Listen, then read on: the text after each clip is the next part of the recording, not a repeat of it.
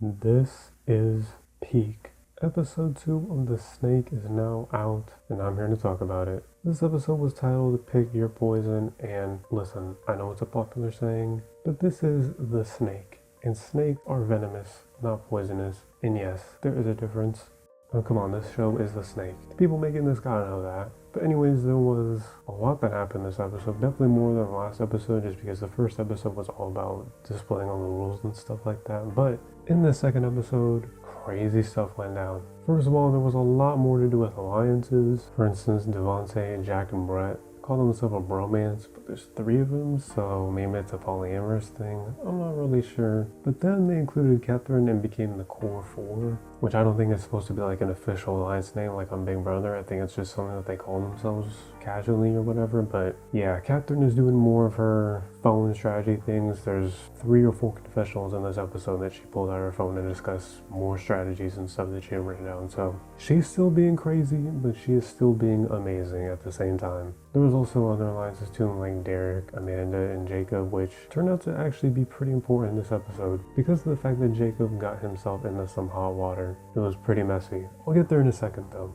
There's also the alliance of McLean, Cody, and Derek again. So Derek is just doing a lot. But all this was super important when it came to the snake and the voting chain and all that stuff. But besides just the alliances, and I know I'm kind of going all over the place here, just bear with me. There was also a lot of romance this episode, which, crazy, but it did happen. There was McLean, who has a huge crush on Jack, which I'm guessing is not mutual. And for some reason, she told Devontae this, and then Devontae immediately ran to him and told him that she has a crush on him. It was super weird. Like, what? I mean, again, it's all for strategy and stuff like that, but this romance might be a little more than a romance, maybe. I'm just saying. There was some more romance as well with another person who is a brand new contestant on this show, Christine, the teacher. And yes, throughout this whole episode, they are still emphasizing the jobs. The jobs are really more important than who these people actually are, what their names are. It's just how the show is, and I love it for that, honestly. But yeah, Christine was the newest addition to this show, and again, another crate means another contestant. I don't know what it is with the crates, but they love the crates and they love having people in them when they join the game and when they're eliminated. So Christine comes in, and Cody, Cowboy, the bull rider. I mean, he is a bull rider, but everyone calls him a cowboy. He is immediately not even just attracted to her, he is obsessed with her from the jump. He was all over her. They were hanging out pretty much exclusively, despite the fact that she was a brand new contestant. She obviously needed to make connections with other people, especially the snake, but she just didn't bother. So yeah, Christine and Cody, they hit it off pretty well, although I feel like from her perspective, she's playing it a bit more for strategy, which is a smart thing to do. Meanwhile, he is just totally in love, basically. Kind of like McLean is with Jack, so yeah, a lot of romance this episode. There was also this weird like paper or tree mail thing that Derek pulled out when it was time for them to go into the challenge or whatever, which reminds me of how amazing tree mail on Survivor is, and for whatever reason they just decided to never do that again. So stupid in my opinion, but hey, there's some sort of mysterious paper that Derek got, no explanation of where it came from or whatever, so anyways, then it was time for the challenge, which was all about drinking disgusting drinks and eating disgusting food. And of course, when watching this, I was eating during this challenge. It was not a very good decision, but I survived. I made it through. All the contestants made it through and survived, so yeah. But yeah, it was really, really disgusting. And in the end, Jake became the snake, eating all those disgusting fermented eyes or whatever they were, eggs, eyes. I don't even remember at this point, but it was bad. But then Jacob, the pastor, or as everyone calls him, Pastor Jacob, he exposed the fact that Jack actually spit some of his food into Jacob's bucket, therefore actually cheating in this challenge and not eating everything like he was supposed to. What? Cheating in this? Crazy. We're already 2 episodes in and there's already supposed cheating going on. So yeah, Jack won the challenge, even got the medallion, and then they had to completely redo the challenge because he cheated. Or at least supposedly. They couldn't actually prove that he did, but they couldn't prove who exactly cheated, so they just had to do the whole thing again. And then Jack just ended up winning again, so it didn't even matter because he just won again. So Jack was the snake with the medallion.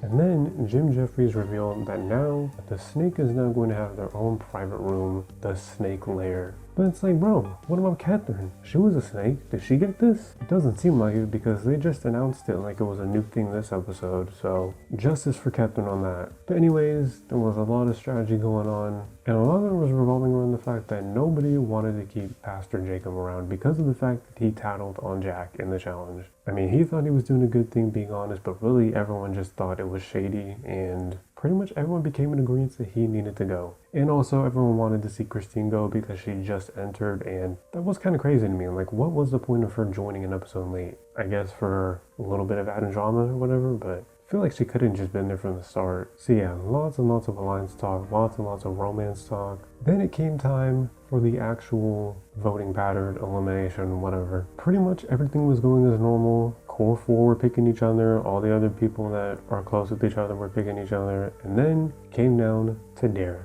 Oh yeah, and I should mention, Christine ended up being automatically safe because, I mean, duh, she was barely there. It would have been kind of stupid if she didn't have that. But again, she probably should have just joined from the get-go. But anyways, Derek then decided to stick with his original alliance, and he chose to save Pastor Jacob. Everyone couldn't believe it, especially McLean, because again, that other previous alliance I brought up, McLean, Cody, and Derek, they had all talked about saving each other, and Derek did not. He saved Jacob, and so everyone's plans just went out the window because everyone was dead set on Jacob going home, and in the end, it was down to Mina and McLean. And honestly, I was thinking that Jack was probably going to eliminate McLean because he was just saying a lot of stuff about how he didn't want to get involved in anything romantic on this and how that could all be a distraction and stuff like that. So I was pretty convinced, but he ended up saving her. Mina went home. She didn't really do anything this whole episode, so whatever. And of course, she went back in her crate. And that was that. Now this was a pretty fun episode. There was a lot of crazy stuff going on here. Romance, cheating, brand new contestant. And we're starting to see a lot more of the dynamics in the house shape up, which is really cool. This seems to be like a fun cast. Only thing is I really hope this bromance / core 4 doesn't last the whole way. It would just be kind of boring, honestly. So that's my only hope. But all in all, this was a great second episode of The Snake. Please keep watching The Snake, and if you haven't watched it, you need to check it out. I feel like I've been doing a great job of promoting, advertising the show, so make sure to do that. Let me know down below what your thoughts are on all of this, if you agree or disagree with anything I've had to say. Also, let me know what else you'd like to see me talk about on this channel. Like the video, subscribe for more videos, and yeah, thank you for watching.